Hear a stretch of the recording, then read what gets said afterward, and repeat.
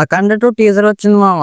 ఎప్పుడో 4 years back అఖండ 1 release అయింది. మరి ఇన్ని రోజులు గ్యాప్ తర్వాత 2 వస్తుంది. బట్ ఇక్కడ సీన్స్ చూడండి ఎలా ఉన్నాయో. ఆ ఫైట్ సీన్స్ చూడండి కొంచెం ఓవర్ అయినట్లేదా? ఏంటో ఈ బాలయ్య సినిమా అంటేనే ఫిజిక్స్ లేకుండా గ్రావిటీ లేకుండా ఎలా పడితే అలా ఉంటున్నాయి. కొడితే గాల్లో ఎగరడాలు, గుద్దితే ఎక్కడికో వెళ్లి పడడాలు. ఇదిగో ఇప్పుడు దీంట్లో అయితే త్రిశూలం చేతితో తిప్పితే అది కూడా మీద పెట్టి అదేదో బొంగరం తిరిగినట్టు తిరిగిపోతుంది. అయినా ఈ బోయపాటి మా ఫైట్ సీన్స్ లో ఎంతని వెనకపడే ఉన్నారు. లేదంటే ఇప్పుడు ఆడియన్స్ అందరూ రియాలిటీ కోరుకుంటున్నారు.